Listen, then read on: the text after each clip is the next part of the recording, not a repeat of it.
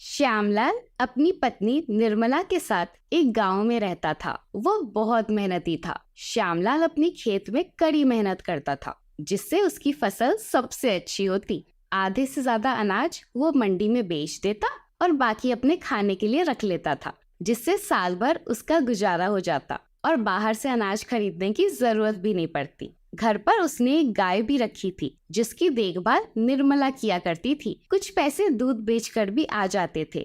ऐसे ही श्यामलाल और निर्मला का जीवन अच्छे से चल रहा था। एक दिन श्यामलाल सवेरे सवेरे खेत में जाने के लिए उठता है, तभी उसकी पत्नी वहाँ आती है। सुनिए जी, इतना सवेरे खेत में क्यों जा रहे हैं? अरे भाग्यवान, गर्मी का मौसम है, अभी से काम करूंगा तो ज्यादा काम हो जाएगा। दोपहर में ज्यादा धूप हो जाती है तो काम नहीं कर पाता। इतना बोलकर श्यामलाल खेत की तरफ निकल गया। अब श्यामलाल हमेशा सुबह सुबह खेत में चला जाता और बहुत मेहनत करता। देखते ही देखते कुछ समय बाद उसके खेत में फसल लहलहाने लगे। एक दिन श्यामलाल अपने खेत में काम कर रहा था, तभी उसके गांव का मोहनलाल वहां आता है। क्या बात है श्यामलाल, इस बार तुम्हारी फसल तो बहुत अच्छी हुई है। मंडी में अच्छे दाम मिलेंगे। हाँ भैया, सब प्रभु की कृपा है। इतनी बातचीत करने के बाद मोहनलाल भी वहां से चला गया। श्यामलाल भी काम खत्म करके जल्दी घर आता है। वो घर में आराम कर रहा था, तभी एक आदमी आवाज लगाता है। श्यामलाल, ओ श्यामलाल, बाहर आओ।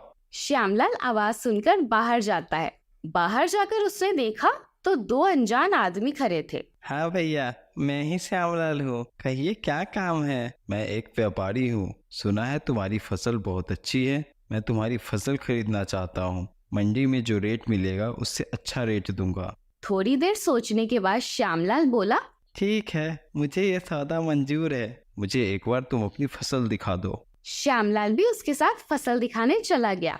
वाह, फसल तो बहुत अच्छी है। एक काम करो, ये लो कुछ एडवांस पैसे। बाकी पैसे जब अनाज लेकर आओगे तब मिलेगा। अपनी फसल किसी और को मत बेचना। ऐसा नहीं है साहब, मैं जुबान का पक्का हूँ। अब ये फसल आपको ही मिलेगा, चाहे कोई भी कितनी भी कीमत दे। अच्छी बात है, तब तो मैं निश्चिंत हो गया। मेरी खुद की फैक्ट्री है, इसलिए मुझे अनाज समय से चाहिए। इतना बोलकर व्यापारी चला गया। ये सारी बात श्यामलाल अपनी पत्नी निर्मला को बताता है। निर्मला ये सब सुनकर बहुत खुश होती है। श्यामलाल पैसा देते हुए बोला, ये पैसा संभाल कर रख दो। इस पैसे के साथ जिम्मेदारी और भी बढ़ गई। जब तक फसल अच्छे से काट कर पहुंचा न दूं, चैन नहीं आएगा। अब श्यामलाल और ध्यान से अपने खेतों की रखवाली करने लगा। कुछ ही दिनों में सारे फसल पक गए। उसने कुछ लोगों को काम पे लगा दिया, जिससे 1 से 2 दिन में सारे फसल कट गए। बस उसे सारे अनाज को बोरी में रखना बाकी था, इसलिए सारे अनाज एक दिन के लिए घर के बाहर ही रखवा दिया। अब अगले दिन जैसे ही निर्मला उठी और गाय को चारा देने बाहर गई, तो उसने देखा घर के बाहर रखा अनाज गायब था। जल्दी से घबराकर वो घर के अंदर जाती है। सुनिए, जल्दी उठिए। क्या हुआ भाग्यवान, क्यों शोर मचा रही हो? अरे, हमारा सारा अनाज चोरी हो गया। क्या? श्यामलाल भी घबराता हुआ बाहर गया। बाहर सच में अनाज गायब था। इधर उधर देखने के बाद जब अनाज नहीं मिला, तो श्यामलाल थककर जमीन पे बैठ गया। हे भगवान, क्या हो गया? कैसे चोरी हो गई मेरी फसल? अब हम क्या जवाब देंगे उस व्यापारी को? उसने एडवांस पैसे दिए थे। अब किसे पता था चोरी हो जाएगा? आप हिम्मत मत हारिए, सब ठीक हो जाएगा। भगवान पर भरोसा रखिए। एक काम कीजिए, वो व्यापारी अपने आदमी भेजे अनाज लाने के लिए। उससे पहले आप ही जाकर सारी बातें उनको बता दीजिए। पत्नी के कहने पे श्यामलाल उस व्यापारी के पास चला गया। उसे देखते ही व्यापारी बोला, अच्छा हुआ तुम आ गए श्यामलाल। अनाज रेडी हो गया ना? मैं अपने आदमी को तुम्हारे साथ भेज देता हूँ। श्यामलाल मुंह लटकाए वहां खड़ा था। क्या हुआ श्यामलाल, कुछ बोल क्यों नहीं रहे? मालिक, मैंने सारे अनाज कटवा कर घर के बाहर मंगवा लिए। सबको बोरी में डालकर आपको भेजने वाला था, तभी अचानक सारे अनाज चोरी हो गए। वही बताने आया हूँ। ये लीजिए आपके एडवांस पैसे। ये क्या कर दिया तुमने? मेरा कितना नुकसान हो गया। अब इतना अनाज मैं तत्काल कहाँ से लाऊं? सबकी फसल कट चुके हैं। सबने किसी न किसी के हाथों बेच भी दिया होगा। मालिक, इसके लिए मैं बहुत शर्मिंदा हूँ। तुम जा सकते हो श्यामलाल। इस बार तो कुछ कमाया भी नहीं और खाने के लिए अनाज भी नहीं निकाला था। अब तो पूरे साल अनाज खरीद कर खाना पड़ेगा। यही सोचते हुए उदास होकर श्यामलाल घर जा रहा था। तभी उसने देखा मोहनलाल जल्दी में उस व्यापारी के पास जा रहा था। अरे मोहनलाल, तुम यहाँ क्या कर रहे हो? मैंने सुना है ये व्यापारी अनाज के अच्छे रेट दे रहा है, तो मैंने सोचा बात करके देखता हूँ, कहीं मेरा भी अनाज अच्छी कीमत में ले ले। लेकिन तुमने अपना अनाज तो मंडी में बेच दिया था। हाँ, लेकिन कुछ और अनाज अभी बचे हैं। इतना अनाज कहाँ से आ गया तुम्हारे पास? तुमने तो अपने खेत में फसल भी कम लगाए थे। अब मेरे खेत के बारे में मुझे पता होगा या तुम्हें? अरे नाराज क्यों हो रहे हो? मैं तो बस ऐसे ही पूछ रहा था। मेरे घर में तो खाने के लिए एक अनाज का दाना तक नहीं बचा। चलो जाओ, मैं घर चलता हूँ। श्यामलाल वहाँ से आ तो गया, लेकिन उसके मन में अभी तक यही सवाल चल रहा था कि आखिर मोहनलाल के पास इतना अनाज कहाँ से आया। अरे क्या सोच रहे हो आप? तब श्यामलाल सारी बात अपनी पत्नी को बताता है। कहीं से भी लाया हूँ, हमें क्या करना? हम तो खुद परेशान हैं, दूसरों के बारे में क्या करेंगे जानकर। अब घर के पूरे खर्चे की जिम्मेदारी निर्मला पर आ गई थी। दूध बेचकर जो पैसे आते, उसी पैसे से ये अपना खर्च चलाने लगे। इनके पास खेती करने के लिए भी पैसे नहीं बचे थे। सुनिए, सिर्फ दूध बेचकर कब तक घर चलेगा? हम समझ रहे हैं भाग्यवान, लेकिन फिलहाल यही एक सहारा है। कुछ दिन तक तो ऐसे ही चलाना पड़ेगा, जब तक कुछ पैसे जमा नहीं हो जाते। सोच रहा हूँ जमींदार से कुछ पैसे ब्याज पर ले लूं और एक जमीन जो बंजर पड़ा है उसको कुछ दिन तक खाद पानी देकर उपजाऊ बनाता हूँ। समय आने पर उसमें भी खेती करूँगा। हाँ, आज ही जाइए। कुछ दिन तो खेत को उपजाऊ बनाने में ही लग जाएगा, तभी तो सीजन में खेती कर पाएंगे। तुम ठीक कह रही हो। अब श्यामलाल भी जमींदार से पैसे मांगने चला गया। जमींदार साहब, मुझे खेती करने के लिए थोड़े पैसे चाहिए। जैसे ही फसल बिकेगी मैं ये पैसा लौटा दूंगा।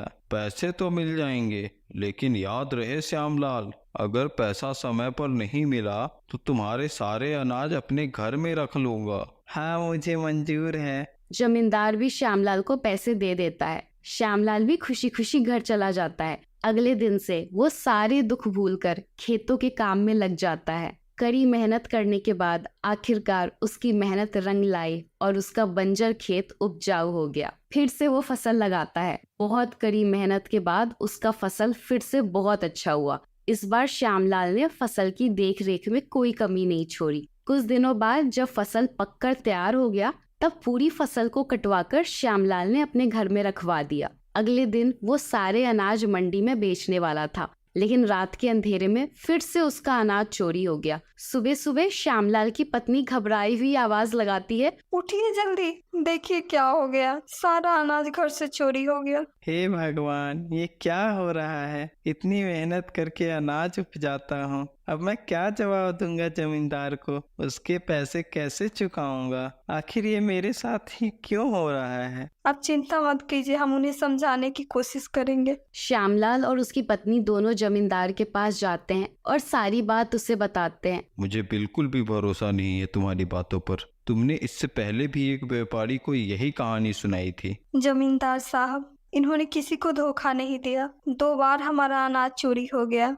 बस कुछ दिन की मोहलत दे दो, हम आपका सारा पैसा चुका देंगे। ठीक है, लेकिन याद रहे, इस बार मुझे पैसा नहीं मिला तो तुम्हारी गाय ले आऊंगा। मुझे मंजूर है। इतना बोलकर दोनों पति पत्नी घर चले गए। दोनों घर पर जाकर सोचने लगे, आखिर चोर कौन हो सकता है। मुझे लगता है कोई जान पहचान या फिर आसपास वाले आदमी का काम है। उसे सब पता होता है, कब अनाज आया, कब जाने वाला है। ये घात लगाए बैठे रहते हैं और मौका मिलते ही चुरा ले जाते हैं। सुनिए, मेरे दिमाग में एक आइडिया है जिसके सहारे हम उस चोर को पकड़ सकते हैं। श्यामलाल की पत्नी उसे सारी प्लानिंग बताती है। तुम ठीक कहती हो, हम ऐसा ही करेंगे। अगले दिन वो अपने दोस्त से बात करके उसके सारे अनाज एक दिन के लिए अपने घर में रखने के लिए बोलता है। जब वो अनाज अपने घर में रख रहा था, तब उस समय मोहनलाल और बाकी घर वाले भी वही मौजूद थे। इतना सारा अनाज देख के मोहनलाल पूछता है, तुमने तो बोला था मेरे सारे अनाज चोरी हो गए, फिर ये किसका अनाज है?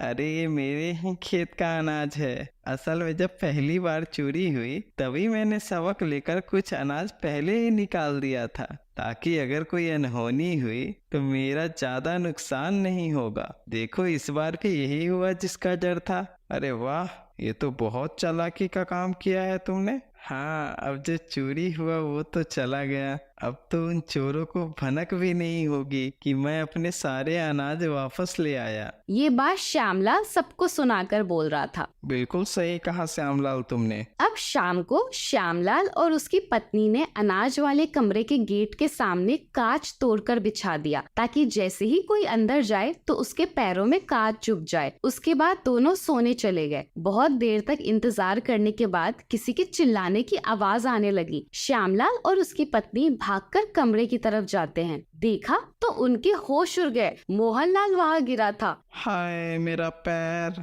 मतलब ये सारी करतूत के पीछे तुम थे। हाँ भाई, मुझे माफ कर दो। माफी नहीं, सजा मिलेगी तुम्हें। शक तो मुझे उसी दिन हो गया था जिस दिन तुम व्यापारी से बात करने गए थे, लेकिन मुझे कभी यकीन नहीं हुआ कि तुम ऐसा कर सकते हो। तुम्हारी फसल बहुत अच्छी होती थी तो मैं ज्यादा पैसों के लालच में चोरी कर बैठा। श्यामलाल ने पहले ही पुलिस को फोन कर दिया। थोड़ी देर में पुलिस भी वहाँ पहुँच गई और मोहनलाल को पकड़कर जेल में डाल दिया। पुलिस ने सारे पैसे श्यामलाल को वापस करवा दिए। श्यामलाल ने उन पैसों से जमींदार के पैसे वापस कर दिए और खुशी खुशी उसी मेहनत के साथ खेती करने लगा। अगर आपको वीडियो अच्छा लगा तो वीडियो को लाइक करें और चैनल को सब्सक्राइब कर दें।